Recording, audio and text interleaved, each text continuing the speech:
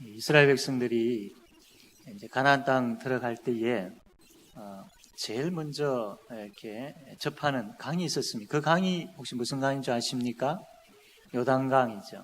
요단강을 이제 건너야 됩니다. 그런데 이 사람들이 지금 요단강을 건널 때의 시기가 이제 곡식 추수할 때쯤 되어지는데, 그때는 이 요단강물이 이제 범람을 합니다. 범람을 해서 그 범람을 한다라는 것은 그만큼 이 물 수위가 높다라는 거죠. 이걸 성경에 기록하고 있는데 왜 이게 기록되어졌느냐 하면 사람들이 그냥 걸어서 건널 수 있는 상황이 아니다라는 것을 이야기하기 위해서 기록되어 있습니다. 그렇다면 이 요단강을 건너려고 하면 배라는 운반수단이 있어야 되는데, 지금 이 수많은 이스라엘 백성들을 그 배로 해가지고 운반해서 건너게 할 여건도 되어지지 않는 겁니다. 가나안 땅은 들어가야 되겠고 앞에 요단강은 있고 건널 수 있는 상황은 아니고, 이런 가운데에 이스라엘 백성들이 처해 있었죠. 그때에 아주 놀라운 일이 벌어집니다.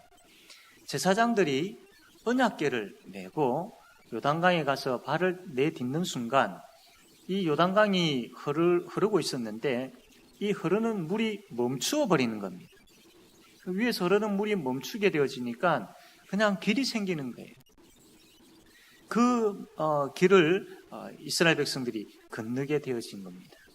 이것이 오늘 우리가 보게 되어진 그 사건의 배경입니다. 그리고 이 어깨에 하나님의 법궤를 메었던 제사장들이 발을 내딛었을 때에 물이 흐르는 게 멈춰졌고, 그 이스라엘 제사장들이 그 언약궤를 메고 요단강 중앙에 서 있었습니다. 그리고 이스라엘 백성들이 이제 지나가기를 시작했죠. 다 지나갈 때까지 그 중앙에 서 있었습니다. 그리고 난 다음에 하나님께서 시킨 대로 여호수아가 각 지파에 한 사람씩 12명을 선택을 합니다. 그리고 그 12명에게 뭔 이야기를 하느냐면, 요단강 중앙에 지금 제사장들이 언약궤를 메고 있지 않느냐, 거기 가가지고 돌을 하나씩 어깨에 메고 나오느라. 그리고 그 돌을 오늘 저녁에 우리가 유숙하게 되어질 그 장소에서 그 돌을 모아가지고 돌탑을 만들려고 한다라고 그렇게 이야기를 합니다. 그래서 이 12명의 사람들이 하나님의 언약궤를 메고 있는 제사장이 있는 요단강 중앙에 가가지고 돌을 하나씩 메고 나옵니다. 그리고 그날 저녁에 이스라엘 백성들이 길갈이라는 곳에서 이제 머물게 유숙하게 되어지는데, 그 길갈이라는 곳에 12개의 돌을 세우게 되어지죠. 왜 여호수아가 이런 일을 시켰을까요? 아니, 하나님께서 왜 이 이스라엘 백성들에게 돌을 취해가지고 이 길갈 땅에 쌓게 하셨을까요? 그 이유에 대해서도 하나님께서 말씀을 합니다. 만약에 너희 자녀들이, 너희 후손들이 이 돌이 뭡니까? 왜 이 돌을 세우셨습니까? 라고 분명히 질문을 할 텐데, 그때 너희들이 이 사건에 대해서 이야기하라라는 겁니다. 그래서 7절 말씀 보게 되어지면 여호와의 법궤가 요단강을 건널 때에 흐르던 물이 멈추었다. 이 놀라운 기적이 일어났다. 이것을 너희들에게 상기시켜주기 위해서 이 기념비가 세워진 것이다. 이 자녀들에게, 후손들에게 가르쳐라 라는 이야기를 하고 있습니다. 그리고 한 번만 이렇게 이야기하지 아니하고 오늘 본문에는 23절에도 동일하게 그 이야기를 합니다. 우리 하나님 여호와께서 바로 우리가 보고 있는데 강물을 말리셨다. 그리고 우리가 직접 그 강을 건너게 되었다. 이거는 예전에 홍해를 마르시고 우리를 건너게 하셨던 그것과 동일한 하나님의 기적이다. 우리가 그것을 체험했다. 하나님께서 그렇게 역사하셨다. 이게 바로 그 증거물이다 라는 거죠. 그 당시대의 사람들은 직접 경험했기 때문에 어떻게 보면 이 기념돌이 필요가 없지요. 그러나 그것을 경험해 보지 못한 그 후세대, 그 후손들에게는 뭔가를 기념할 만한, 여기 이러한 사건들에 대해서 이 아이들이 잊어버리지 않도록 기념할 만한 그러한 신앙 교육 차원에 있어서 중요한 기념물이 필요했던 것이죠. 하나님께서 그것 만들어 놓으라라고 이야기하신 것입니다. 오늘 이 말씀을 통하여서 함께 우리가 예배드리는 우리 교사들과 또 주일학교 주교 연합회, 정말 이 말씀을 통해서 우리에게 뭘 말씀하시는지를 우리가 들어야 할 것입니다. 첫 번째로 하나님께서 이 사건을 통해서 우리에게 하시고자 하신 말씀은, 하나님은 우리가 우리의 후손들을 가르치기를 원하신다라는 겁니다. 우리 4장 3절 말씀, 우리 다 같이 한번 읽어봅시다. 4장 3절입니다. 시작.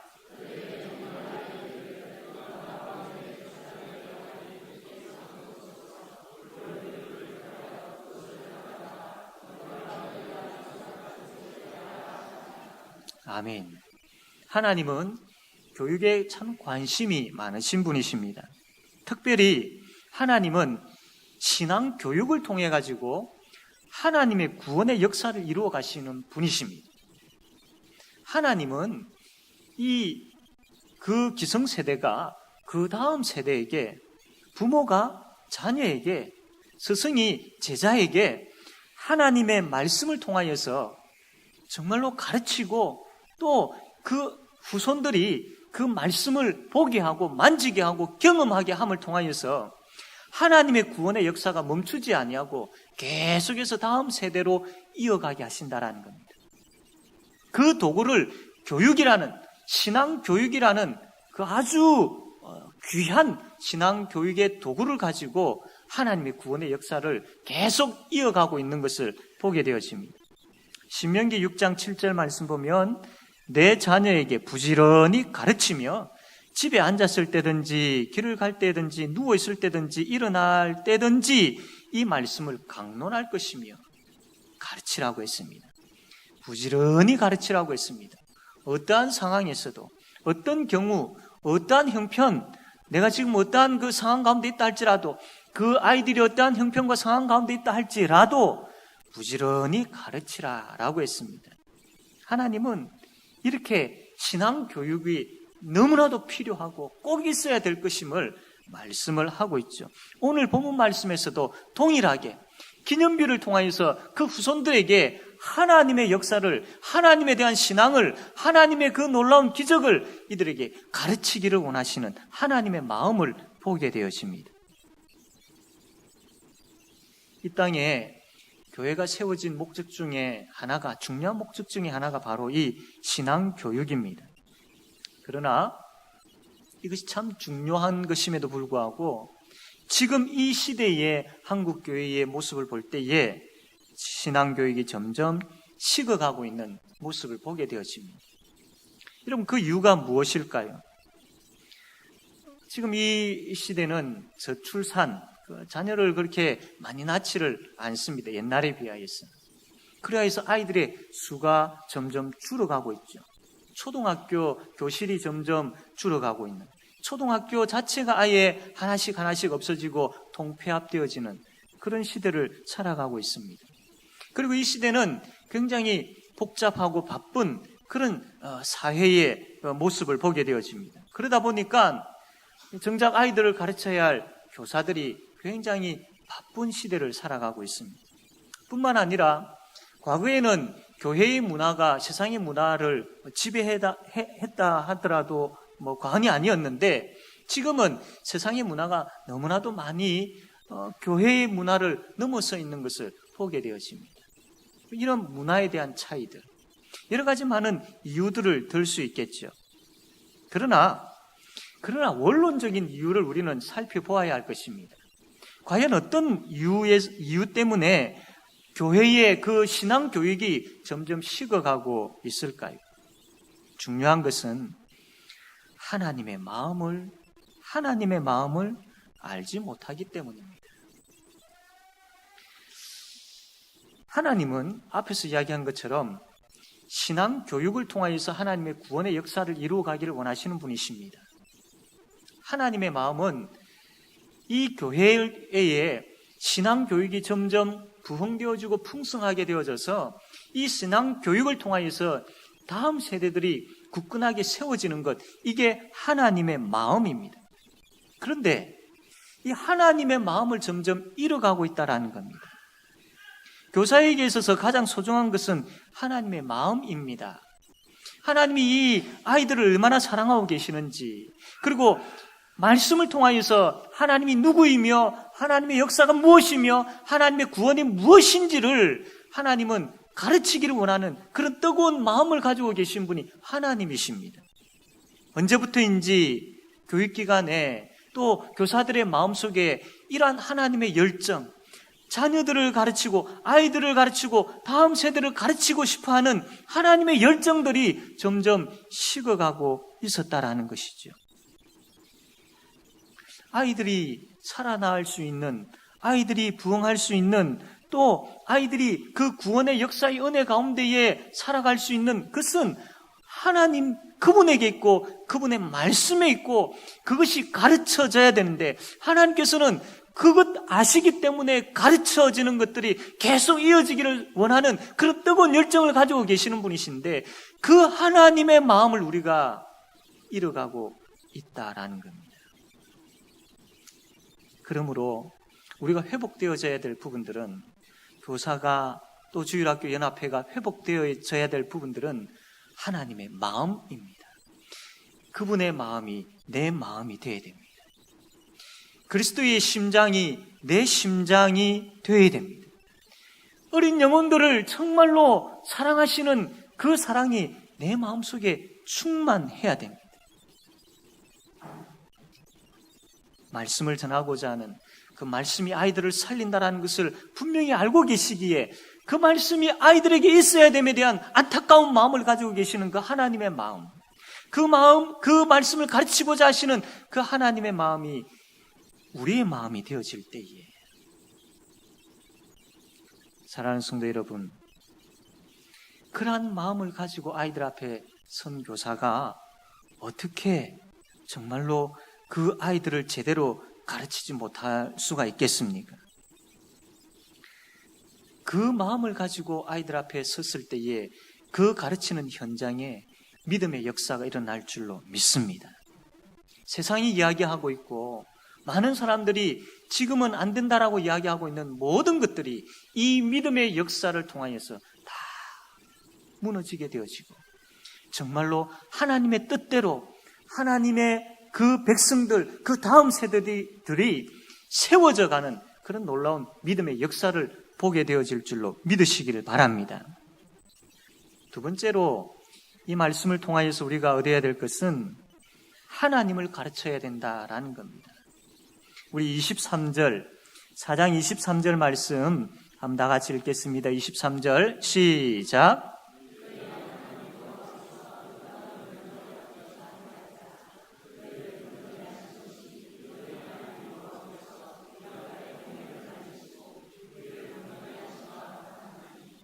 아멘. 여기 보면 하나님의 언약궤가 나오죠. 이 4장 혹은 3장, 4장 요단강을 건너는 장면의 내용의 말씀인데, 이 3장과 4장에 보면 계속 반복적으로 나오는 말씀이 뭐냐면 언약궤입니다. 언약궤. 언약궤를 메고 요단강에 발을 내디뎠을 때에 요단강 물이 멈추었다. 언약궤를 맨 제사장들이 요단강 중앙에 서 있을 때에 이스라엘 백성들이 마른 땅을 지나서 요단강을 건널 수 있었다. 언약궤를 맨 제사장들이 있는 그곳에 가서 돌 12개를 취하여 와라. 언약궤를 맨 제사장들이 나왔을 때에 요단강 물이 다시 흘렀다. 언약궤, 언약궤, 언약궤, 계속해서 반복해서 나오고 있는 것을 보게 됩니다. 언약궤가 뭐죠? 언약궤는 하나님께서 임재해 계신다, 하나님께서 함께 하신다라는 것을 상징하는 겁니다. 그러면 요단강을 건너는 그 시작부터 언약궤, 요단강을 건너는 그 과정에도 언약궤, 요단강을 다 건너고 난 다음에도 언약궤, 그리고 그 이후에 그 후손들에게도 이 하나님께서 역사하신 것을 알리고자 하는 그 기념도를 어디에서 가지고 오게 하였느냐면 바로 제사장들이 언약궤를 메고 있는 바로 그곳, 언약궤가 있는 그곳에서의 돌을 가져오라라고 했던 겁니다. 이게 무슨 말입니까? 보아라, 이 요단강을 건너게 하신 분이 누구인 줄 아느냐? 요단강을 건너게 하신 분이 바로 하나님이란다. 하나님이란다. 이것을 지금 3장과 4장에서 계속 언약궤 이야기를 하면서 하나님이 말씀을 하고 있는 겁니다. 그렇다면 하나님께서 왜 이 언약궤를 맨 제사장들이 있는 그곳에 가가지고 돌을 가져오라라고 했을까요?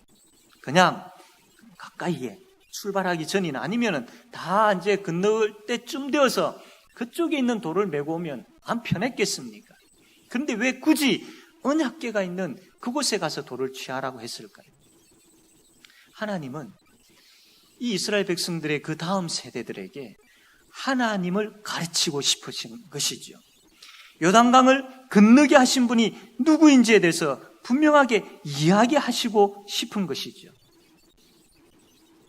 만약에 이 부분들이 없었다면 이 그 다음 후손들이 많은 그 조상들을 통하여서 부모를 통하여서 이야기를 들었을 겁니다. 우리가 요단강을 건넜다. 야, 우리 부모들이 아니 어떻게 곡식을 거두는 그 요단강 물이 범람하는 그 시기에 어떻게 저걸 건널 수 있었을까? 부모에 대해서 대단한 마음을 가졌을 겁니다. 조상들에 대해서 아주 대단한 마음을 가졌을 겁니다. 그렇게 되어지면 이 사건은 한낱 영웅담에 지나지 않습니다. 하나님이 온데간데 없이 사라져버립니다. 하나님은 이것을 방지하기 위해서 언약궤를 강조하신 것이죠. 바로 그 언약궤가 있는 그곳에 가서 돌을 가져오라라고 하신 겁니다. 만약에 이들이 하나님에 대한 부분들을 잃어버렸다면, 그냥 막연한 영웅담으로만 생각되어졌다면 이 후손들, 그 다음 세대들의 신앙은 엉망이 되어버렸을 겁니다. 그리고 그들은 점점 타락하기 시작하고 망하게 되어졌을 겁니다. 하나님 이것을 막기 위하여서 철저하게 이 신앙교육을, 하나님을 가르치는 신앙교육을, 하나님 그분이 누구인지를, 어떤 일을 하셨는지를 나타내는 그 신앙교육을 가르치기를 원하신 것이죠. 우리 교사들이 아이들을 가르칠 때에 아마 제일 많이 걱정하고 겁먹고 있는 부분들이 뭐냐면 예수 그리스도의 십자가와 부활에 대해서 정말로 거기에 대해서 아주 적나라하게 예수 그리스도의 십자가 보혈, 예수 그리스도의 십자가 피, 예수 그리스도의 부활의 그 놀라운 기적의 사건, 그것을 이야기할 때에 아이들이 식상하지 아니할까? 저건 많이 들었는데, 나 저거 알고 있는데 그렇게 생각해서 귀를 닫아버리지는 아니할까? 그런 마음을 가지고 우리가 복음을 전하는 부분들에 대해서 머뭇할 때가 있다라는 겁니다. 많이 전했던 부분들이고 아이들이 알고 있다라고 생각하기 때문에, 또 그러는 가운데 내가 다시 또 십자가 이야기를 하고 또 부활 이야기를 하게 되어지면 아이들이 식상할 거야. 그런데 여러분, 그러다가 어떻게 되어집니까? 점점 복음에 대한 부분들보다는 심리적인 부분들, 상담적인 부분들, 또 아이들이 좋아하는 것들, 아이들 위주로 점점 바뀌어져 버리지 않았습니까? 아이들이 교회를 떠난 이유가 뭔 줄 아십니까? 재미가 없었어요? 지루했어요? 아니요. 복음을 전하지 않았기 때문입니다. 예수 그리스도의 십자가, 그분의 부활을 노골적으로 아주 적나라하게, 정확하게 그것을 아이들에게 전하지 않았기 때문이죠. 물론 아이들이 말씀을 듣는 것에 있어서 부담스러워하고 말씀을 잘 안 듣죠. 복음에 대한 부분들을 이야기할 때 아이들이 딴청을 부리고 다른 이야기하고 식상해하고 재미없어 합니다. 그러다 보면 교사들이 힘이 나지 않죠. 그런데요, 아이들이 그런 외적인 반응만 볼 것이 아니라 아이들의 그 마음, 영혼을 볼 수 있어야 됩니다. 외적인 반응은 그렇게 우리 교사의 힘을 빼는 그런 반응들을 보이지만, 그러나 그 아이들의 영혼은, 아이들의 심령은 복음을 갈급해 하고 있는 거예요. 갈급해 하고 있습니다. 몸은 말씀을 거부하는 것 같이 보이지만 영혼은 말씀을 갈급해야 합니다. 그러므로 복음이 증거되어져야 됩니다. 지난주에 증거되어졌다 하더라도 다시 십자가가, 다시 부활이 증거되어져야 됩니다. 이것만이 아이들을 살릴 수 있는 소망 중에 소망이요.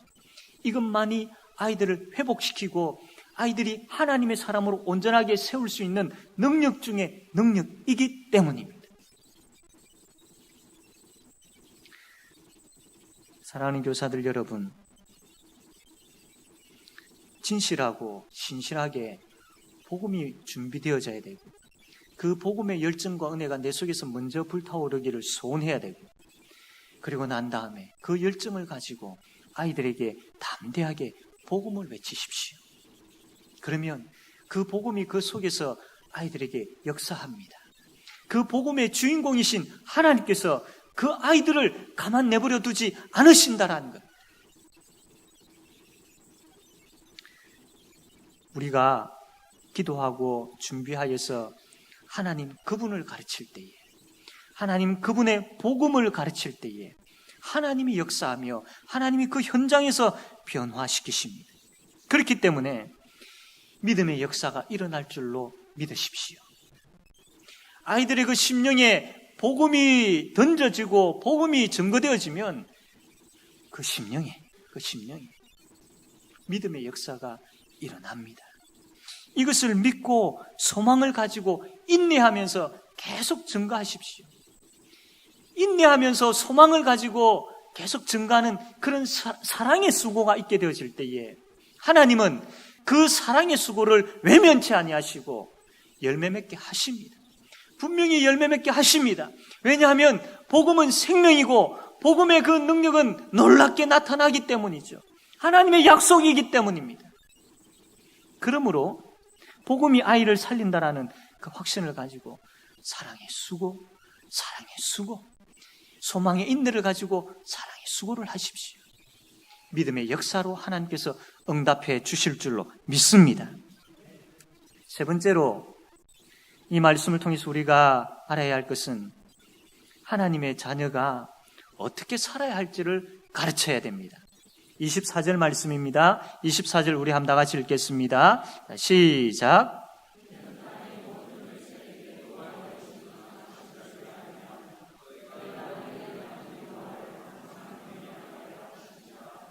아멘.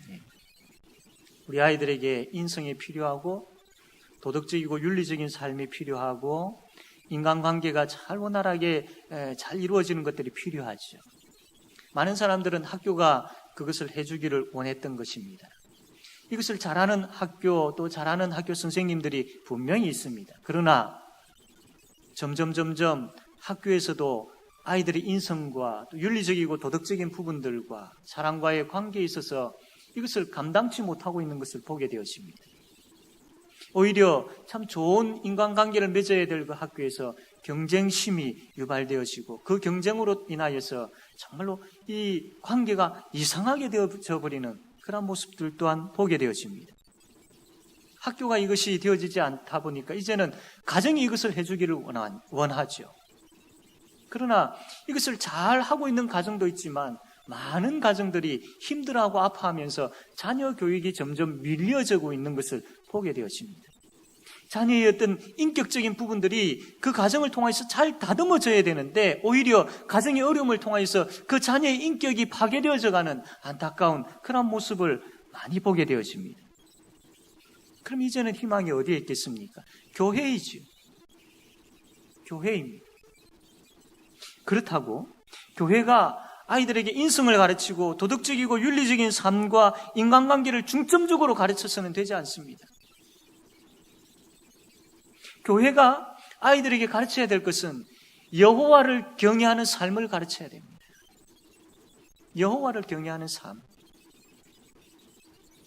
하나님 그분이 누구이며 어떤 일을 하셨고 무엇을 원하시는지, 그러기에 그 하나님에 대해서 우리가 어떤 자세를 취해야 되고 그 하나님을 어떻게 바라보아야 되고 그 하나님을 어떻게 대하여야 되는지에 대해서 그것을 가르쳐야 됩니다.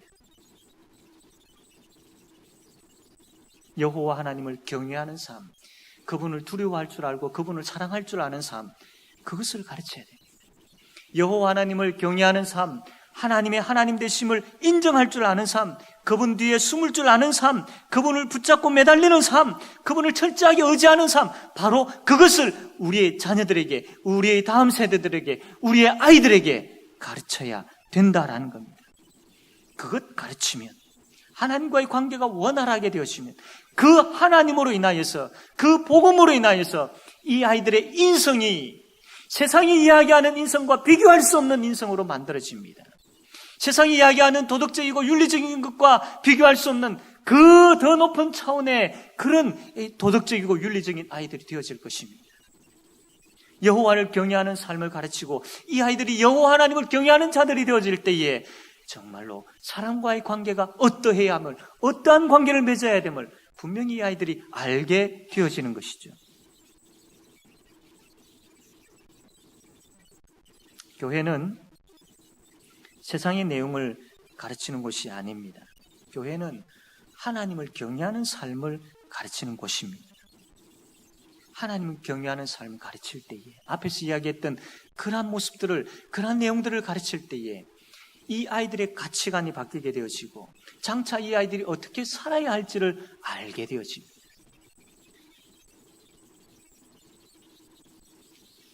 지금 한국교회는 이것이 필요합니다.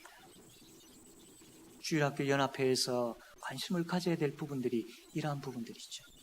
교사들이 아이들을 보면서 정말로 어떤 미래를 생각한다면, 이 아이들의 장래를 생각한다면 바로 여기에 마음을 우리가 두어야 되는 것입니다.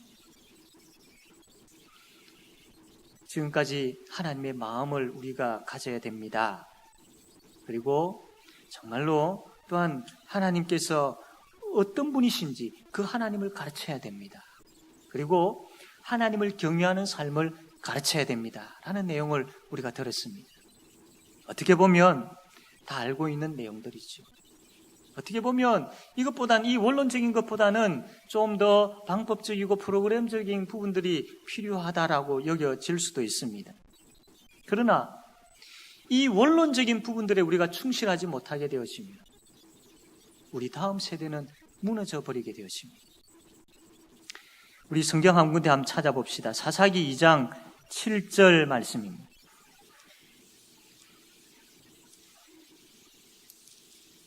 여호수아 시대가 지나면 바로 사사시대가 되어지는데 이 사사시대에 어떤 일이 있었는지 한번 보겠습니다. 사사기 2장 7절부터 11절까지 말씀인데 한번 제가 읽어 나가겠습니다. 여호와께서 기드온에게 이르시되,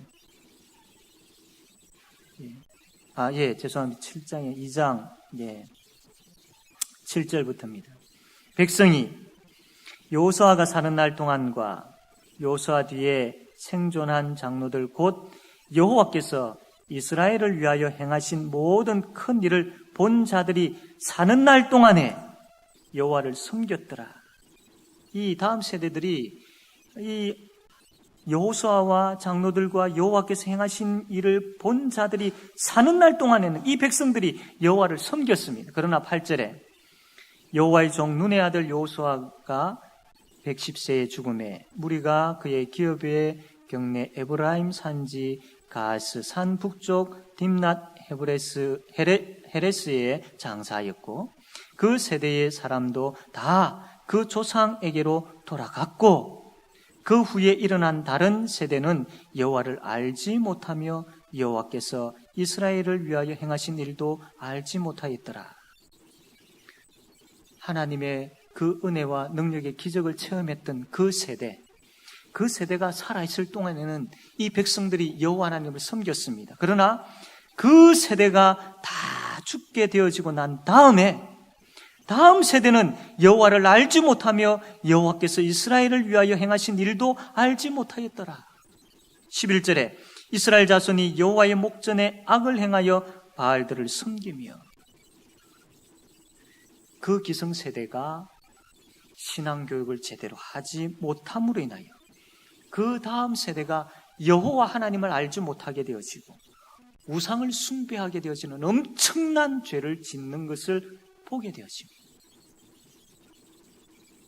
이러한 일이 우리에게는 없어야 됩니다. 그래서 주일학교 연합회가 필요한 것이고, 그래서 교사들이 필요한 것이죠. 교사의 사역은 지금 이 시대만을 보고 하는 사역이 되어서는 안 됩니다.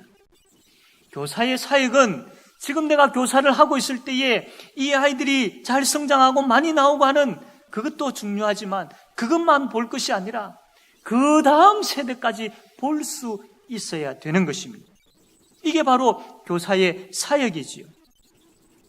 그러므로 지금 사랑의 수고를 통하여서 이 사역을 감당할 때에 때로는 열매가 맺혀지지 아니하는 것 같고, 때로는 아이들의 반응이 시원찮은 것 같고, 때로는 아이들이 변화되어지는 모습이 보이지 않는 것 같고, 열매가 맺혀지지 않는 것 같지만, 그러나 소망의 인내를 가지고 계속해서 사랑의 수고를 해 나갈 때에 하나님께서 역사하심으로 인하여서 우리가 생각지 못했던 그 열매가 그 다음 세대에 일어나고, 구원의 역사가 부족한 우리를 통해서 그 다음 세대까지 흐르게 되어지고, 그것이 또 그 다음 세대로 흐르게 되어지는 그 놀라운 은혜가 있게 되어질 줄로 믿으시기를 바랍니다.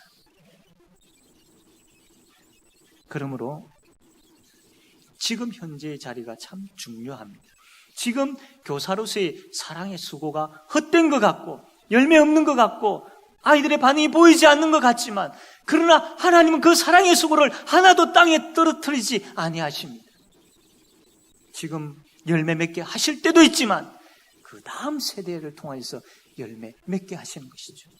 그것을 볼 수 있는 믿음의 눈을 가진 하나님께서 분명히 믿음의 역사를 그 다음 세대에 일어나게 하신다라는 그 믿음을 가지고 하나님 앞에서 헌신하는 우리 교사들이 되어지기를 바랍니다. 그러므로 하나님의 마음을 가지고 다음 세대를 가르칩시다. 그리고 하나님이 누구인지를 그 다음 세대에게 가르칩시다. 그리고 우리가 어떻게 하나님을 섬겨야 되고 하나님을 어떻게 경외해야 하는지를 그 다음 세대에게 가르칩시다. 그러면 하나님께서 역사하십니다. 그러면 하나님의 놀라우신 부흥케 하심과 성숙케 하심과 성장케 하심과 하나님의 은혜를 그 아이들에게 부어주시고 그 아이들이 변화되어지고 그 아이들이 하나님 앞에서 온전하게 세워져 가는 것들을 지금 보게 되어질 뿐만 아니라 계속해서 연이어서 그 다음 세대까지 보게 되어질 줄로 믿습니다. 이 믿음으로 하나님 앞에서 온전하게 헌신하는 우리 주일학교 교사연합회와 주의 몸된 교회 모든 교사들이 다 되어지기를 바랍니다.